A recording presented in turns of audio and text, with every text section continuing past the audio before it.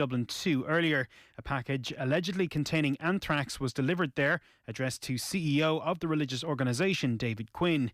Mr. Quinn posted an image on social media which supposedly contained the note attached to the package. A cordon requested by the Army bomb disposal team has now been lifted and the area has been declared safe.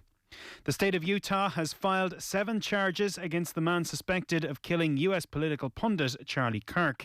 22-year-old Tyler Robinson was arrested after the conservative activist was shot dead at a rally last week. Prosecutors say they'll seek the death penalty if he's found guilty.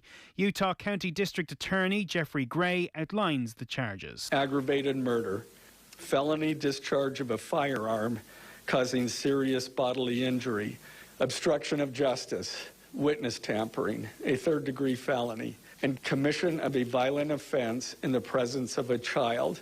Campaigners in the UK have described the introduction of the so-called Hillsborough Law as historic. The proposals mean public officials in Britain will face prosecution if they don't act with honesty and integrity. Loved ones of the 97 Liverpool fans who died at a crush during a football match in 1989 warn it must not be watered down. And a status yellow rain warning is now in effect in Cork and Kerry. Met Éireann is warning of heavy spells of blustery rain in the southwest, with the alert in place until 3 o'clock tomorrow morning. A similar warning will come into effect for counties Cavan, Donegal and all of Connacht later. That starts at 10 o'clock and runs until 5 a.m, with localised flooding and difficult travelling conditions expected. And that's your news for now.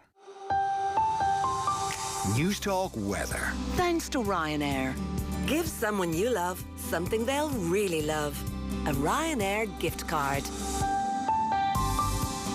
Windy tonight, widespread outbreaks of rain with possible thunderstorms in parts. The rain will mostly clear by morning. Southeasterly winds will increase to fresh and gusty overnight, and lowest temperatures of 10 to 15 degrees. And now you're up to date on News Talk. News Talk's Cash Machine. Now, after another winner last week, the cash machine has been reloaded and there will be over €250,000 won this Friday. The number you need to know is €258,000 exactly. And there are 2 ways you can enter. You can visit newstalk.com/cash machine, where you can enter online, or you can text PLAY, P-L-A-Y, to 57557. That's 57557. You have to get your entry in by 3 p.m. on Friday, and then across the Go Loud network of stations, someone will get that call. If your phone rings, you have to answer it within 5 rings. Give us the exact amount in euro and cent, and you will win the cash. So remember that amount one more time. €258,000 exactly. Over 18s only. Text costs €2.50 plus your standard message rate to play. You're playing across the Go Loud network of stations, and terms and conditions are on newstalk.com. The Football Show on Off the Ball. Brought to you by William Hill. Download the app and play today. 18 plus gamblingcare.ie. This is News Talk. Welcome along to Tuesday night's football show. It is match day 1, as they say, of the Champions League season 2025-2026. A fair few goals so far this evening in the 8 o'clock kickoffs. There's been 4 now in the game between Benfica and Qarabag. They've been shared. It's 2-2 after 49 minutes. There has yet to be a goal between Juventus and Borussia Dortmund. Real Madrid are back level with Marseille in the second half thanks to a Kylian Mbappe penalty. It's 1-1 there.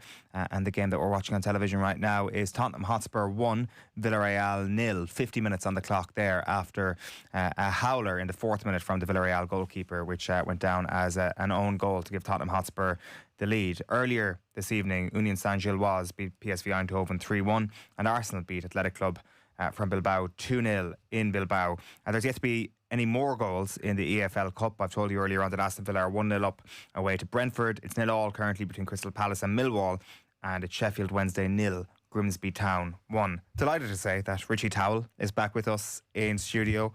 Richie, good to see you. Thanks for having me. How was your summer? Yeah, it's been really good. Very busy. I have 2 young daughters I have, so they were keeping me on my toes all summer. And then obviously with my academy as well now, especially having all the kids off, we got to get a couple of summer camps in with them, so really enjoyable. I do want to ask you, if we have time this evening, about the academy and the work that you're hoping to do over the next little while, because it sounds really, really exciting, and the question of academies in Irish football is definitely a big one at the moment. I do want to start though by chatting about Arsenal's performance this evening. Really impressive result, going to Bilbao again, keeping that clean sheet. The only goal they've conceded in all comps this year has been that Szoboszlai screamer against Liverpool, that brilliant free kick. So they're keeping things tight at the back, and they're starting to find a little bit of spark up front. Yeah, look, I watched the game earlier. They were absolutely fantastic. That's not an easy place to go. Last year, Athletic Club in the Europa League, they were excellent. It was only, I think, when they got out of the group stages when they actually lost the game. So they're really, really impressive side. They have some top players. What impressed me most, I think you see, it's the two lads who come off the bench that make the difference. So it probably shows the strength and depth that Arsenal have this year. The two goals that he scored were brilliant. They were in Martinelli and Trossard when they came on. That's exactly what you want. You want your substitutions not to be sulking on the bench, have their heads down. You want them tuned into the game, knowing exactly what they're going to do when they come on. And the two boys were absolutely fantastic when they came on. In a weird way, Arteta's been a little bit helped by the fact that there's already been a few injuries. Like, I'm sure he would prefer to have Saliba fully fit. He'd prefer to have Saka fully fit and Odegaard fully fit. But it means that Trossard and Martinelli have got their eye in straight away this season. Yeah, and of course, and then you have the likes of Eze and Madueke who's either coming in and probably didn't think they were going to get as much game time straight away. But like that, they're straight into the fire, and that'll really settle them down. Rather than, I know as a player, I just want to be playing games. I don't want to be sitting on the bench and feeling your way into it. Throw you into the lines then and see how you react. And players that are playing at that level, that's the type of pressure that they want on their shoulders. They want to be out there playing every single minute, every single game, especially when it comes around to the Champions League. It's kind of fascinating to consider what the real expectation for Arsenal is, because if they're going to win the Premier League this season, they're going to have to finish above a Liverpool side who nailed the transfer window this year. By the same token, Arsenal have spent massive money. You go through their squad now and they have two very, very good players for every position. So it's kind of hard to make a case that they can get away with another second place finish. Yeah, look, I love Arteta. I obviously watched the All or Nothing documentary with him on it, and I thought he was absolutely fantastic. His small little ideas that he has, just to the psychological, how to help the players and motivate them for games. I loved watching all the little bits and bobs on that. He's gone out and spent a lot of money. He has a lot of good players. As you said, I think second place or a runners-up trophy, it's not really good enough now. They need to go out there and show exactly why they're spending this sort of money, and look at the board and the owners have put the trust in Arteta and given him the money and allowed him to bring in the players that he's wanted to bring in. So I think he needs to pay them back now. That is one of the nuggets we did discover about you last season, Richie, is that your mind is open to psychology. So at the start of this season, when Arteta gets rid of the tunnel at the Emirates, if you're in that dressing room, are you like, bring it on, great move, boss? Yeah, it's a mad one, isn't it? That's what it's people. It's gone a little bit mad these days. I think everyone's trying to reinvent the wheel a little bit, and they're trying to find something that's going to crack it. If that's the thing, and Arsenal go on and win the league this year, will they never have a tunnel ever again? Do you know what I mean? It's mad stuff. Will every team in the Premier League look to get rid of it? I don't know what's going to happen. But as I said, to try and get that 1 or 2%, if he thinks it's going to be down to that, so be it. One of your former teammates got a lovely assist for Gabriel Martinelli earlier on. I was going to say I'd forgotten, but let's be honest, I never knew that you and Victor Gyökeres were teammates. Yeah, Victor was at Brighton when I was there. He was only a young boy, he was then, probably 17, 18 years of age, and even at that age you could see he was really good. He didn't train with the first team all the time. He didn't. I know, looking now, you probably think, how was he not? But as I said, he was only a young boy then, he was. But any time he did step up, you could see he had that physicality. You could see his touch, the quality that he had. And look, I don't think, I know Brighton didn't think he was going to probably go on to the heights that he has gone on to, because they wouldn't have sold him otherwise. But you could really see the quality that he had. And I was shocked, because Brighton, they don't get many decisions wrong, but that's most definitely one that they did. Yeah, like, he is 20 when he joins the club.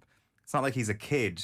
So he's ready to make a break, you'd imagine, when he joins from his Swedish club, his first professional contract at a Swedish club. And he'd scored 20 goals over the course of a few seasons for them. Brighton don't play him once in the league. Like, what went wrong for him there? Yeah, I don't know. Look, when I was there, we had Chris Hughton as our manager. Chris Hughton kind of liked your experienced players, so we had the likes of Glenn Murray, who they had brought back into the club. Glenn was probably 35, 36 at the time, but like that, he'd been around it, he had done it at a high level, he had played in the Premier League previously, and he was a natural goal scorer, he was. So to have someone like him, and then we had Tomer Hemed, Israeli international, who had banged in loads of goals in the Championship. So we had two really, really experienced players. That was obviously ahead of Victor, and then obviously there was Aaron Connolly, who was at Brighton as well at the same time, and Brighton, the hierarchy there, probably had Aaron ahead in the pecking order at that time, and you can probably see why, because I think you see when Aaron makes his debut against Arsenal, he goes on and scores 2, and he kind of sets the world alight, he does, and obviously he hasn't clicked for Aaron the way he probably would have liked over the last number of years.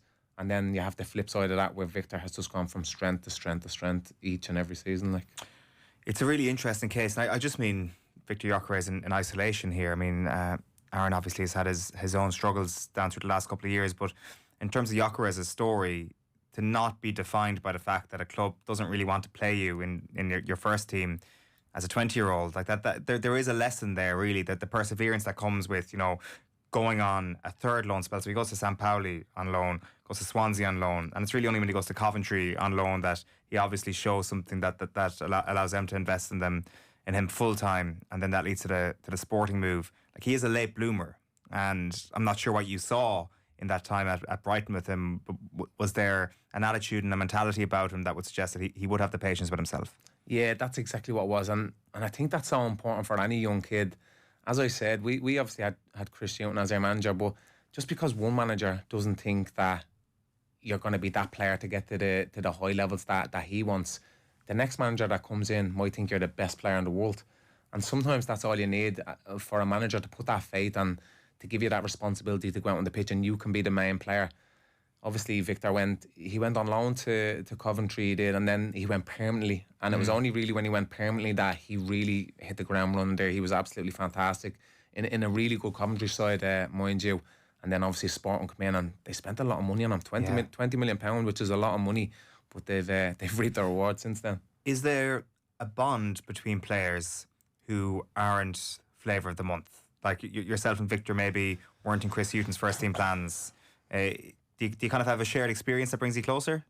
No, I didn't have that close relationship with Victor. I had actually hurt my knee while I was at Brighton, so I was out for around 3 months, which is the longest I've ever been injured for. And when I was coming back, I played a couple of games for you would call it the reserve team, and Victor was playing on that side. And as a midfielder playing with him, I seen straight away that as soon as the ball goes up to him, he protects it, he brings his midfielders in, and then he gets himself into the box. He was really hungry for goals, great mentality, worked really hard, and wasn't this arrogant person shouting it from the rooftops. Kind of went about his business as a proper professional should do, and he was brilliant. I thought he was excellent. So you'd be optimistic for what he's going to do for Arsenal? Yeah, most definitely. Just purely down to his mentality, as I said. If it's not going right for him, I don't think he's the type of person that's going to hang his head low and think, everything's unfair and everything's against him. I think he's the type of player that's just going to be like, right, well, what can I do better and how can I work harder to get to the level where I want to be.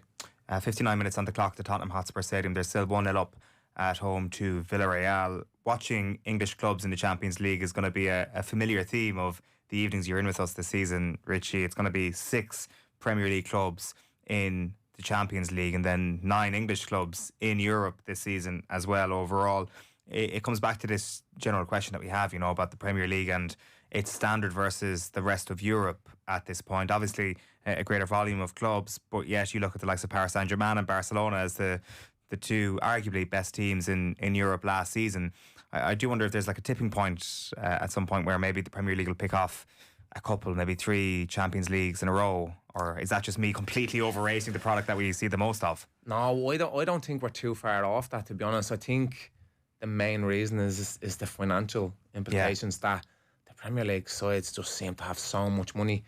Like I think we were talking earlier, I think Barcelona have only probably spent 20 odd million over the summer, where Liverpool have spent hundreds of millions, which if it keeps progressing at that rate, it's only going to go one way, where you get the Premier League clubs that are just taking all the best players. Now, I know you have the pull of being a Barcelona or Real Madrid, and players they want to go and play for them clubs because they are the biggest clubs in the world. But sometimes the financial implications are just too much for a player to turn down as well. Definitely. We had Arne Slot coming out earlier on, launching an impassioned defence of Liverpool's summer activity. He said that there is so much focus on our new signings, especially from pundits that favour some other clubs in the country that cannot stop talking about £450 million. I repeat, £450 million, £450 million. But they forget about nearly £300 million that we have sold for. So yes, if we want to strengthen the squad, we need to spend that much money. If we sell Szoboszlai tomorrow, he could be worth £100 million as well. I think it's only a compliment that people will tell everyone we have spent so much, because that tells you the players we brought in are seen as very good players. I think there's probably a little bit of mental gymnastics there. Yeah. But at the same time, I mean, there was always going to be a bit of an overhaul at Liverpool regardless of what happened last season, and that's as a consequence of them not spending all that much last year. Like, it's interesting to consider where Liverpool are actually at the moment. Like, the results speak for themselves, but the performances maybe tell a bit of a different story. Well, it adds a lot of pressure to Arne Slot as well, doesn't it? Like, they obviously, as you said, they didn't spend as much money last year, or not that much at all, and they go on and win the league, where now they're going out and spending £450 million, and like that, they have been getting the results, and that's what great teams do. When they're not playing at the levels that they want, they do still grind out results. But there comes a time where the hierarchy, they're looking at the amount of money that's been spent, and they want to see a good product. They want to see free-flowing football, a lot of goals, not conceding many. That's what the Liverpool fans want, you know what I mean? So, yeah, I think there's an added little bit of pressure for Arne Slot with the amount of money he spent. Yeah, like it is the classic glass half full, half empty debate with regards to Liverpool so far this season. Like, if you're a player in that Liverpool midfield from last season, how are you feeling this year, I wonder, Richie? Like, because they've obviously added real quality in the likes of a Florian Wirtz, but he's struggled to hit the ground running, and I wonder, is that part of the system that's going to take a couple of weeks, maybe even a couple of months to actually bed in? Yeah, I think that's where a culture becomes really important. Like, I think you even see the likes of Szoboszlai, at times he's gone and played right back. Yeah. Where if you have, like that, we talk about players with egos. If you have a player with an ego that thinks, I don't want to go and play right back, I want to play midfield in my preferred position. But if a manager has created a really, really good culture there, then the player won't mind putting his ego to the side and doing the good for the greater of the team. And I think that's what you get with Liverpool. I don't think any player can go out onto the pitch, firstly, with a manager that's there. He won't accept it. Secondly, I think the players, they have a lot of leaders there, the likes of Virgil van Dijk, Andy Robertson, players like this that won't accept anyone going out with their head down because they're not playing their preferred position. And then you have the Liverpool fans as well. They're fans that really demand you to go out and give absolutely everything for the badge, no matter where you're playing. So I think they have a good mix there that it allows them to be able to manoeuvre players around. We are going to see Isak for the first time tomorrow, Arne Slot said. I'm not sure is he going to start or not.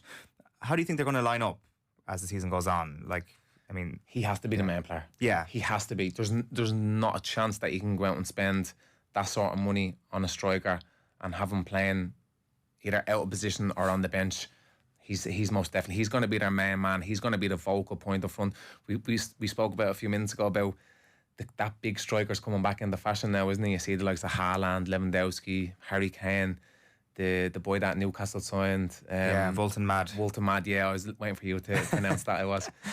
So that big striker is really at to come back into fashion now, where people want that big focal point up front that they can get the ball into, play off him. But then obviously he has the goals to add to that as well. So that's why they paid so much money for him. It wouldn't be the worst time in the world to be a winger coming through in the Premier League when all these big lads are coming through. Yeah, get the ball into the box like that. It's old fashioned, isn't it? Get the chalk on the boots and get to the byline and get some balls into the box. But I think that's where the game is kind of gone now. I think you see everything with the stats these days and the long throw-ins. It's just entries into the box. They want to get as many balls into the box because there's probably a certain percent of goals that are scored for how many balls go into the box. So that's just where the modern game has gone. Do you have a philosophy on that? Are you staunchly pro long throw or pro or anti long throw? It depends. Like, see if you have someone that can do a Rory the lap one, yeah, I'm all for it. But some of the lads are doing little pee-whips in the air that are falling on the edge of the box. You think, what do you want them to do with this? Like, so listen, if you have a weapon and it's a good one, I think you should most definitely use it. When I was at Rotherham, we had a lad, Will Vokes, and he could throw it from sideline right into the penalty spot. Okay. And it caused absolute carnage, it did.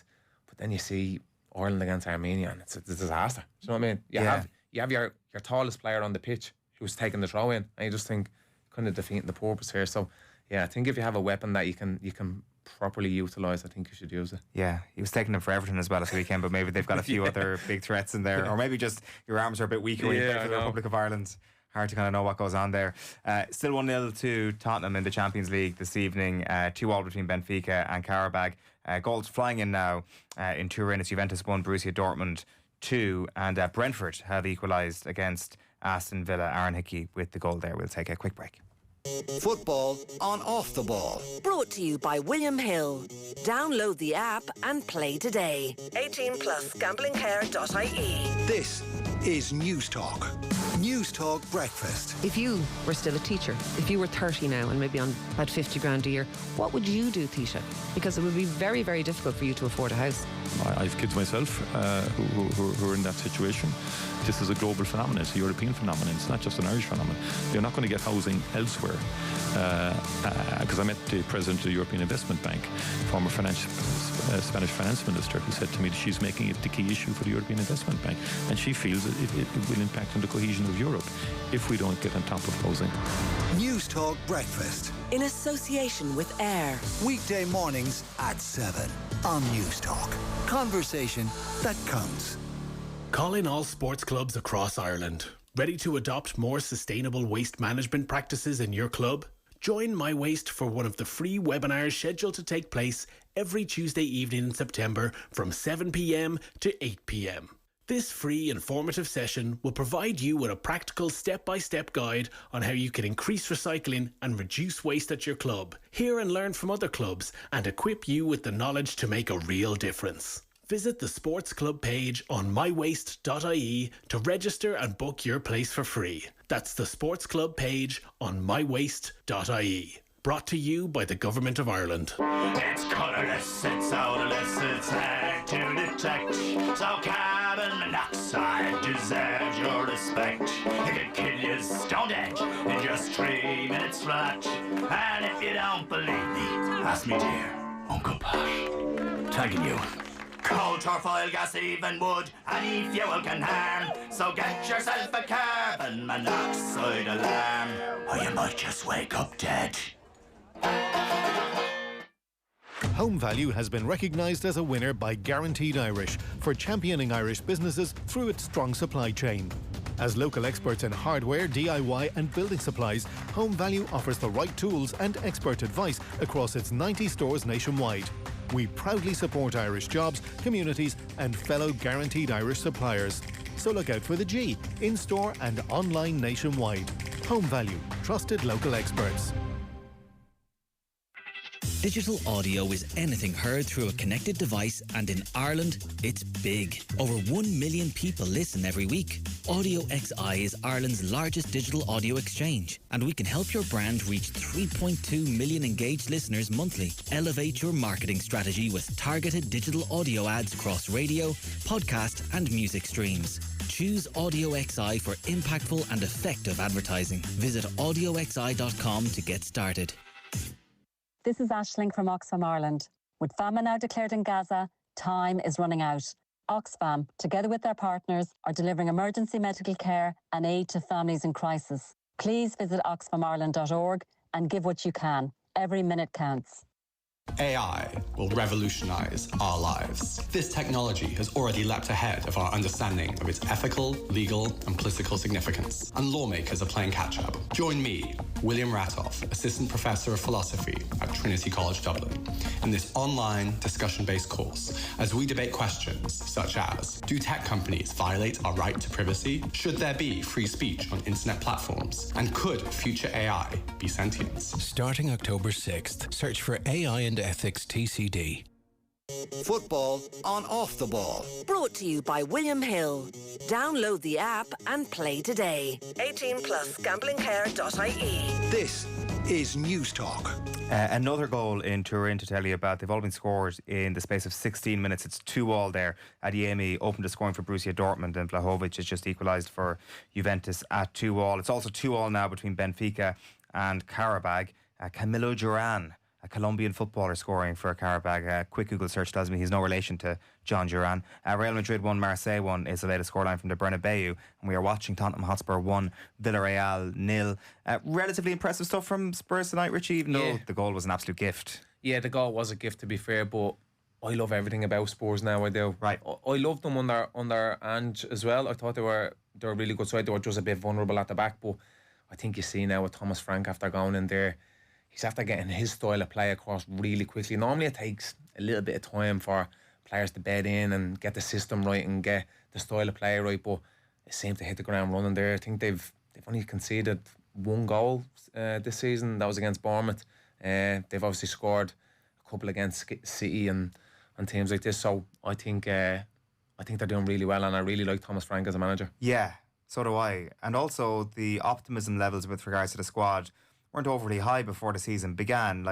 It was after the season started, but getting gazumped by Arsenal for Eze was a poor off-field moment. Maddison getting injured for the majority of the season is a real setback as well. So they've had to deal with that sort of thing as well, and they've done really well. Yeah, they have, but I still think you see the strength and depth that they have in their squad as well. They have the likes of Kolo Muani on the bench, who really good player. I think you see Paulina has just came on, who was at Bayern Munich last year. Absolutely fantastic players, you know what I mean? So they have Yves Bissouma, who is not even in the squad tonight. I don't know whether he's injured as well, maybe.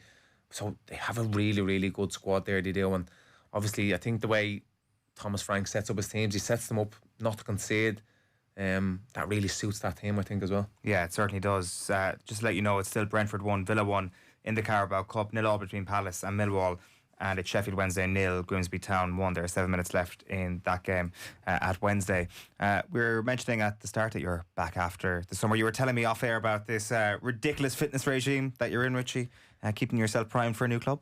No, not for a new club. I'm keeping myself primed to run around after my two daughters, because they run rings around me every day, they do. But no, do you know what? I think self-care is so important. I think especially for someone who has stopped playing football, and that was everything for me. Getting up, going to training, my whole life was dedicated around me training, and I think if I went away from that, it would have really set me back, not just physically but probably mentally as well. So self-care for me, first thing I do is get up and make sure I get my gym stuff done, and then it sets me up for the day. I'd be in great humour, and it gives me a boost of energy that I'm able for not just my own kids but for when all the kids come into me to get coached as well. Has it changed much in terms of what you're doing physically compared to the day in, day out nature of being a professional footballer? I presume it's just a lot more time in the gym compared to, the pitch being half your maintenance. Yeah, I'm not getting kicked as much, which is nice. Although I did play in a charity game at the weekend, and I think a few lads had the target on me. I got a few undeserved kicks, I did. So, look, just for me, I love just having that structure, having a routine, and going to the gym and pushing myself. There's no greater satisfaction for me especially if you think something can't be done. I love that, going in and proving myself wrong, because that's who I try and compete against every day. At what stage are you going to consider yourself a former footballer? That feels like such a brutal question. Yeah, probably now, to be honest. Yeah? Yeah, let's be realistic. You've retired? Yeah, I don't really... I miss, as I said, I love competing. I miss being out for the big games, but I don't miss the day-to-day waking up like so sore, knees, back, whatever it is, grinds. I don't miss the travelling. I don't miss the sacrifices that you make. Like, I even feel like I'm a better father now because I'm able to be around more. I can go and drop the kids to school, pick them up from school. At the weekends then, they're totally mine. I used to, if I had a game on a Sunday or a Monday, Friday would be a write-off for the game. Saturday you'd be probably in training, preparing for the game Sunday or Monday. So sometimes it'd be a whole weekend round. The kids would be saying, what are we doing? And I'm like, oh, well, I have to rest up and eat properly, sleep properly. All they want to do is go out and have a good time with their dad. So I feel like I'm able to do that a lot more as well now, which is really good. What age are your kids? 6 and 9. So, right. Yeah. Was it ever inside your head that you weren't around at the weekends? Like, was there ever a sense of guilt about that? No, because I always picked them up from school anyway. Okay. Even when I was playing at Shamrock Rovers, I was lucky enough that I was able to finish early enough to go and pick them up. So I was still with them constantly. I was able to bring them to dance and pick them up from dancing. So I was still very much that father figure that was able to be there for them constantly. But I think now they probably look at me as I'm able to be a little bit more fun at the weekends. We can go here, there, and everywhere. Do you know what I mean? Nothing's ever an issue, or I don't need to watch my legs, how far I'm walking, or whatever we're doing. So yeah, I'm just kind of enjoying that a little bit more as well. There's also the fact here, Richie, that football is still a big part of your life. You've spoken to us about this on the show before, but I'm sure there are plenty of people listening in who aren't overly familiar with the academy work that you're doing. So tell us about this. Yeah, so I set up my own academy. It's called Foundations Football Academy. To be honest with you, I never thought it was going to reach the heights that it has so quickly. It's been absolutely incredible, and it's something that I'm very passionate about, and something that I actually work really hard behind the scenes as well as on the pitch. As soon as the kids come in, I always try and have an energy and a positivity to give them to feed off, and vice versa. Sometimes when you're feeling a bit tired on a Monday morning, the kids come in to give you a great boost of energy to do. So I've absolutely loved working with them. I've obviously linked in with Temple Oak United now to help with their academy. And I'm actually going over to Brighton and Hove Albion this weekend to have a look at how they structure everything around their younger age groups, the type of training that they do, the language that they use with them, and how they progress their sessions throughout the season. So it's all go at the moment. That's going to be class. Like with Temple Oak United, I presume it's an operation that's operating close to full capacity, and maybe it's facilities, maybe it's funding. I presume you feel like you're up against the ceiling. Yeah, I think that's been a hot topic, hasn't it, over the last couple of weeks, and it's the same at Temple Oak. Look, they're an absolutely fantastic football club. There's some really, really good people involved there, but even with my own academy, to try and get extra pitch time on the pitch, it's impossible. There's one AstroTurf pitch there, and there's a lot of teams that they use it. I think there might be 600 or 700 kids in the academy. Wow. So they're all trying to get on the pitch at different days and different times, and it just makes for too much congestion on the pitch at times. I feel I know Crumlin United, Cherry Orchard, St Kevin's, I know they're all the same as well there, and it's something that I think this government needs to look at and add more investment into that. Like there's no reason why we can't go and build more AstroTurfs, because it's going to help not just the kids in the long run, but it's going to help the League of Ireland teams, it's going to help the national teams, it's going to help the country. It is. So it's a really hot topic at the moment. And yeah, and what's the feedback on the ground, like from kids and from their parents? Is it a sense that there's everybody's very aware of what's happening right now, that this is a conversation, and there's frustration about the fact that maybe funds haven't been forthcoming? Yeah, I think that's why a lot of parents are probably actually taking it into their own hands now. And you probably see, I've seen it firsthand. So you get a lot of teams that train twice a week, and that's all that the clubs can facilitate for them to have the pitch for that hour. Where then obviously you have the likes of myself who have this private academy, and like that I do have the pitch time, and it's available for kids if they want to come and train. And there's waiting lists on nearly every single one of my classes now, which is something I'm really proud of. But it's something that I'm a little bit anxious as well, that I want to get that down. I'd love to have no waiting list and have all the kids on the pitch, but it's just impossible at this moment in time. Like, until government funding is forthcoming, is there a case actually that the private academy model is something that can actually give kids the best experience? Yeah, it is, but unfortunately not everybody can afford that, yeah. which is horrible, you know what I mean? Certain because kids, yeah.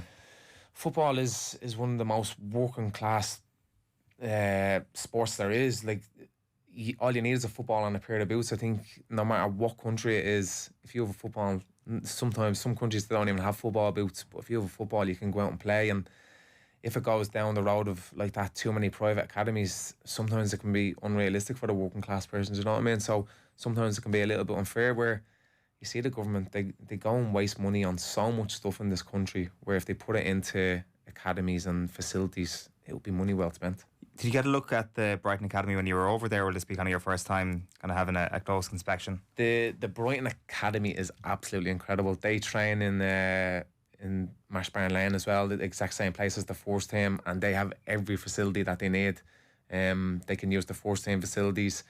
For me going over, I want to see more how they program it for the younger kids and how they progress it throughout the season, just to try and bring a little snippet then back and to try and help my kids and to help Temple Oak. Yeah, so is there going to be a sense of actually trying to apply that to Ireland? Because I'm conscious that obviously this is a massive Premier League club with space, with funds, and also with the playing staff that are world class in some cases, because some of the young players that Brighton have produced over the years have been incredible. Applying that to Ireland, there's going to have to be taking that information and then funneling it down to our level here, I guess. Of course, it's going to be so hard because, like that, the Brighton Academy kids, they probably come in and do a half an hour of activation before they even start their session. There's no facility over here for the kids to come in and do activation. They probably then, after their activation, go in and do video analysis and go and look at the opposition, who they're playing at the weekend, even at under 9s, 10s, 11s, 12s, even at that age, where there's no chance that there's a facility to do that over here. So the kids are, it's unfortunate to say, but the kids over here, they are behind, and they're behind because they don't have the resources that they do in England. Like, I even know that the kids in the academies in England, Scotland, etc., they're training 4 and 5 times a week and then playing games. So they're getting probably double the contact time on the pitch than the Irish kids, and it's so unfair. Like, do you think kids in Ireland today are behind where you would have been at their age, given you had the opportunity to go to Celtic as a 16-year-old? Yeah, that's a really difficult one. It's actually a question I was speaking to Owen Doyle the other day, and it's actually a question I asked him as well, and I don't know, because you see even these days kids don't play out on the streets the way I would have when I was younger. I remember even if I went into the house, my dad would be like, "What are you doing in the house?" And I'd be like, "There's no one out to play with." He'd be like, "Go out and kick the ball against the wall." And that's what I done. I used to just go out and kick the ball against the wall, but you very, very rarely see that now on the streets. Kids just kicking the ball against the wall on their own, practicing their touch and practicing on their own, where they kind of need that environment over here now, where they need a structure and they need the facilities to actually spend time on the pitch with their team. Was your dad saying that to you because he wanted you out of the house, or because he thought we're going to have a future professional footballer in the house? I think it was me ma, so I didn't kick the ball in the house and break it, so I think that was the thought process behind it. Yeah, fair enough logic there. 82 minutes gone at the Tottenham Hotspur Stadium. It is still 1-0 to Spurs. We'll take one last ad break and fill you in on the full-time scores after these. Football on Off the Ball. Brought to you by William Hill. Download the app and play today. 18 plus gamblingcare.ie. This is News Talk. With a network carrying more renewable gas, Gas Networks Ireland is helping Ireland's move to a cleaner energy future. Call in all sports clubs across Ireland. Ready to adopt more sustainable waste management practices in your club? Join My Waste for one of the free webinars scheduled to take place every Tuesday evening in September from 7 p.m. to 8 p.m. This free informative session will provide you with a practical step-by-step guide on how you can increase recycling and reduce waste at your club, hear and learn from other clubs, and equip you with the knowledge to make a real difference. Visit the Sports Club page on mywaste.ie to register and book your place for free. That's the Sports Club page on mywaste.ie. Brought to you by the Government of Ireland. KLM Royal Dutch Airlines connects unmissable European destinations from Dublin or Cork Airport. Explore Amsterdam or fly onwards to Barcelona, Florence, Geneva, Helsinki, Prague, and much more. Embrace the world on your next unforgettable journey with KLM Royal Dutch Airlines. Book now at klm.ie. Tesco Mobile have a nifty new prepay plan with unlimited 5G data, 1,000 minutes, 1,000 texts and 100 international minutes. And Club Card customers can get it for just €15 by scheduling their top-up. Cha-ching! Get the same big network coverage and reliability, but with the great value and service of Tesco. Tesco Mobile. Every little helps. T's and C's apply. Requires €20 top-up or €15 for Club Card customers every 28 days. Initial cost €20. 5G subject to coverage and handset. For more information, see tescomobile.ie. The latest Woodies mega deals have dropped. With the 550-litre outdoor storage box now €150, save €100. And there's another mega deal. The Bosch 18-volt drill kit, only €60, save €40. And even more mega deals with the Salter stacked air fryer, now only €99 €9.99. Save €50. But hurry, Woody's mega deals are only while stocks last. Shop in store, online or click and collect. Woody's, we're all homemakers. T's and C's and exclusions apply. Original Irish Hotels are a superb collection offering 50 Irish-owned hotels, including luxurious castle hotels, historic manor houses and charming boutique hotels for you to choose from. Proud to be guaranteed Irish, Original Irish Hotels invite you to immerse yourself in the richness of lavish spas or award-winning restaurants in spectacular locations across Ireland. Buy a gift voucher at originalarishhotels.com, the perfect gift for weddings, Christmas and for corporate gifting. So look out for the G. Guaranteed Irish, supporting business that supports Ireland. Football on Off the Ball. Brought to you by William Hill. Download the app and play today. 18 plus gamblingcare.ie. This is News Talk. The former Arsenal man Nicolas Pepe inches away from equalising for Villarreal at Tottenham Hotspur. It's a free kick from the edge of the box.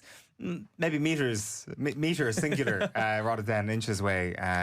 The man Richie that we were talking about earlier, I hadn't quite realised that Arsenal had signed him for 70 million. I remember that part very distinctly. Yeah. I kind of compartmentalised in my head that he left on a free. That's not good business, that is it? No, they've turned their act around, Arsenal, in fairness, when it comes to the recruitment. That is indicative of sloppy post-Wenger business, right? Yeah, it's well, like, as a business, to lose that sort of money is absolutely ridiculous. You see even the likes of Liverpool, they obviously heavily invest in the likes of Luis Diaz and Darwin Núñez and players like this, but they still sell them on and they always get a few quid back for them as well. Do you know what I mean? Yeah, definitely. And it looks like this summer business that they've done this year has been very, very sensible. Like, I mean, jury's still out on a couple of players as we were discussing earlier on, but you kind of trust Liverpool to nail the transfer market. Just to bring you up to speed on some of the other scores this evening, the second half of this game between Juve and Borussia Dortmund has seen 6 goals at this stage. It's Juventus 2, Borussia Dortmund 4. Penalty has just gone in for the German side, so they take a 2-goal lead away in Turin. I wouldn't necessarily say it's completely over though, even though there are 88 minutes on the clock. It's Benfica 2, Karabakh 3 now at this point. The Azeri team have just taken the lead there, which would be a bit of a shock result. And Real Madrid have just got their nose in front now against Marseille. They're now 2-1 up despite being down to 10 men. A second Kylian Mbappe penalty tonight has them 2-1 up. The Marseille team, we were commenting on this earlier, Richie, myself and Mick. It's just it's a fantastical front five. In midfield, their pair of holding midfielders is Pierre-Emile Højbjerg and Jeffrey Kondogbia. It's Matt O'Reilly on the 10, Timothy Weah on the left, Mason Greenwood on the right, and Pierre-Emerick Aubameyang up front. What a bunch of mercenaries there at Marseille, but they'd obviously taken it right to Real Madrid tonight, but Madrid 2-1 up at this point. Who's going to win the Champions League this year? See, just to touch on even Marseille, see their manager, Roberto De Zerbi, yeah. I think he's incredible. Honestly, think so? I think he's unbelievable, I do. I know they have a documentary coming out with him as well, and I'm so intrigued to see that. But sorry, just to go back to your question, you obviously always have to have Real Madrid up there, don't you? I think if you're looking at last season, PSG, they were absolutely incredible. They were head and shoulders above every other team in the competition. Then you'd have to throw Liverpool into the hat as well, wouldn't you? Maybe a Man City. It's really, really hard, obviously, to know at these early stages. You obviously have a lot of teams who have a lot of injuries as well. So when the big games come around where you need to get a win and it comes to the latter stages, it's probably going to be the team who has the players, their main players, fit and available. Do you think there's a betting process that's required for a manager at this level? Like that's maybe the one question I'd have about Real Madrid and Xabi Alonso. I'm not sure, because they clearly have the players, even though they looked pretty unbalanced last season in Mbappe's first year. Yeah, that's why when I referenced Thomas Frank earlier, I think the way he's got his style of play and how he wants his team to be set up, I think he's done it so quickly, and I think it's been very efficient. Where like that, normally there is a little bit of a rebuild when a new manager goes in, because he's never going to go in and pick the same team who played the previous season. He's going to bring in his own players. He brings in his own staff. There might be little changes to even the simplest things, like how they recover, what sort of food they're allowed to have at the training ground. Different managers always bring in different ideas, what time they train at. Some managers like training later on in the evening. Some managers will bring them in the morning. So it's always like that until they get into a little bit of a groove. You don't really see the proper team at their height. Like, yeah, definitely, and also the kind of the pressurised situation that he's in, being an underdog with Leverkusen in the Bundesliga is very different to the expectation that he's going to have at the Bernabeu. Should say there's a full-time score here from the Carabao Cup. Sheffield Wednesday 0, Grimsby Town 1. Grimsby Town have done it again. Cameron McJanet with the winning goal. A man you would have played against? Yeah, played against him many a times. Yeah, it's crazy then to see him go on and do so well. And I'm sure Darragh Bones was probably playing in that game as well. I actually haven't checked up the lineups, but he played against Manchester United and he was brilliant. He was. He got an assist for the first or second goal. He also scored his penalty as well. So someone who I played with at Shamrock Rovers, to see him go on and to go and play against Manchester United, and not just play against them but play really well and then go and beat them as well. So really, really impressive stuff. Yeah, Burns came off the bench in the 78th minute to replace Charles Vernon tonight, and Jays Cabia up front, the Cork lad who scored one of the penalties as well. Right, he started tonight for Grimsby. This is a team that we're becoming familiar with because of their former League of Ireland contingent. But it's brilliant, isn't it? Because, not to be disrespectful, but the likes of a McJanet, he wouldn't have been a player who you would have ever said, he's probably one of the best players in the League of Ireland. But yeah, he goes over and he's doing a great job at Grimsby. Same as Darragh Bones and the lad who you referenced there from Cork as well. So to see an Irish contingency anywhere is brilliant. Any club I was always at, the likes of Rotherham, Salford, Brighton, we always had a good Irish contingency there. So always trying to fly the flag high for Ireland. Yeah. Definitely. Chris Richards, by the way, has Crystal Palace in front at home to Millwall 1-0 after 87 minutes, and it's still 1-1 between Brentford and Aston Villa after 88 minutes. That one goes straight to penalties if it stays like that. Such are the rules in the Carabao Cup. One last thing I wanted to ask you about tonight, Richie. We were chatting off air about what you're watching on Netflix at the moment. The Tour de France Unchained. Hooked on it. I'm absolutely hooked on it. What is it about it that's dragged you in? I think for me it's more the mental side of it. So obviously I wouldn't be the best on any sort of bike, never mind the way them boys compete. But I just love how the individual, how they eat, how they sleep, how they prepare, what their training's like. I just love looking at the insights, and it's something that obviously I was always a person that was involved in a team environment, and it's something I always said to myself, I wonder how I would fare if I went into an individual sport, whether it be tennis, boxing, UFC, cycling, no matter what it was. I wonder how I would have fared where you're on your own there, because everyone knows sometimes in football you can have a bad day and get a win because 10 of your teammates were absolutely on it and they kind of drag you through it. But like that, when all the spotlight is just on you and you're in an individual sport, I just love to see that their little mindsets and what they do. How do you reckon you would have got on in an individual sport? Brilliant. Yeah? No, I genuinely, I love training. Anything I have ever done, I go all in on it. So that's what, even when I set up my academy, I stopped playing football. I'm all in. When I played football, I didn't think about anything else. I never went golfing with the lads. I never went out drinking. I just dedicated myself solely to be the best that I could possibly be as a footballer. And I'd like to imagine that if I went into an individual sport, it would probably even go up a notch again, because like that, the spotlight is on you, and if you make an error, you're the man in the arena. Like, so the golf and the drinking thing, you approach your post-playing life like a competitor, is kind of what I'm hearing there, is that you want that to go as well as you possibly can. It's not feet up time post-playing, it's time to crack into something new. No, my wife's been giving out to me. She says, you're busier now than when you played football. I thought you were meant to have retired. I was like, yeah, I know, but like that, I actually love life. I love being out and about. I love going out training. I love going out coaching the kids. I love going out watching their games. Then I love coming in and doing this. I just love. I'm a real people person, and I like trying to get the most out of life that I possibly can. One other thing I wanted to ask you about on the Tour de France aspect, I'm always fascinated by these lunatics and their relationship with pain, and how a lot of them love it, and when they come up against the wall they just want to shatter it, and they get real pleasure out of being in the red, where any ordinary human can't even imagine what they go through on some of those mountains, particularly in the Tour de France. Do you understand that mindset?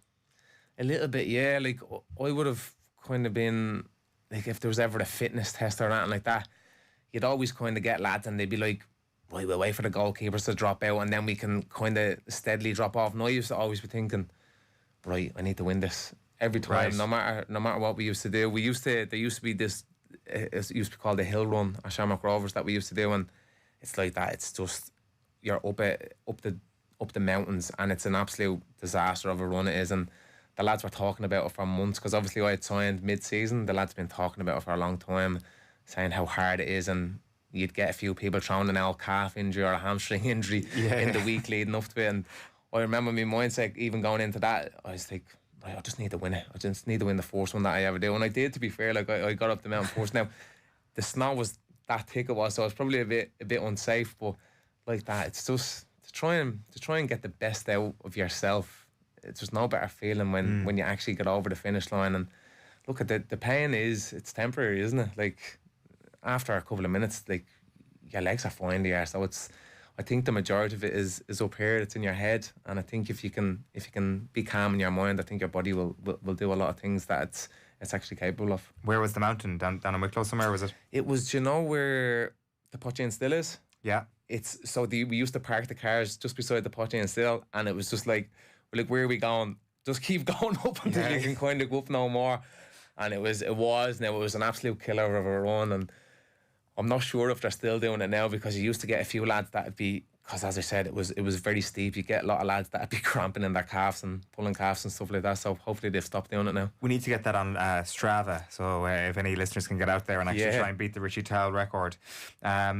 We've had an 8th goal in the second half in Turin. It's Juventus 4, Dortmund 4. However, it is being checked right now by VAR. It kind of feels like it deserves to be a 4-all draw at that game. It's been absolute madness. Full time in Lisbon, Benfica 2, Qarabag 3, Real Madrid 2-1 up against Marseille in the 92nd minute. It is full time now in North London. Tottenham Hotspur have beaten Villarreal 1-0. Earlier in the Champions League, Union Saint-Gilloise won 3-1 away to PSV Eindhoven, and Arsenal won 2-0 away to Athletic Club of Bilbao.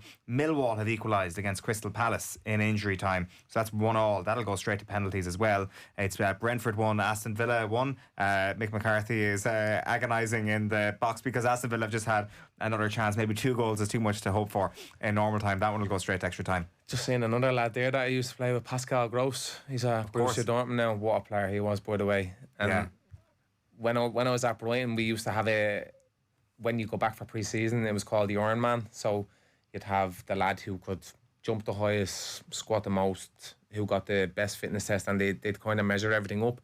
Nobody could beat him in the fitness test. Really? Honestly, he was an absolute machine. He wasn't electrifying pace-wise where he had that change of pace, but he could go at a good pace non-stop. It was absolutely incredible.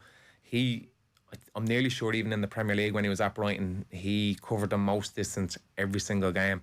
And he's 35 now, and he's still playing at this level, and it's no reason why, because he puts the work in. Like, he would have given you a run for your money from the Potty and Still. Oh, he would have been up there before I even finished my carvery in the Potty and Still. That goal does stand for Juventus. It's Lloyd Kelly who scored it. He scored in the 96th minute. Dusan Vlahovic had scored in the 94th minute. So they were 4-2 down in the 94th minute, and they've come back to draw it 4-4 Juventus. Craziest game of the Champions League season, potentially decided on match day 1. Penalties is where they're heading to in Brentford at the GTEC Community Stadium against Aston Villa in the Carabao Cup. They're still playing between Crystal Palace and Millwall, but it's going in the same way. Real Madrid still 2-1 up at home to Marseille. Richie Towell, a pleasure this evening. Thank you very much for your company. Good to see you. Welcome back to the Off the Ball studios. We'll be back on air tomorrow evening from 7 p.m, where there'll be plenty more action from the Champions League, including live updates from Liverpool against Atletico Madrid. Remember, Off the Ball breakfast live tomorrow morning from 7:30. Tom Dunn is up next on News Talk. Good night.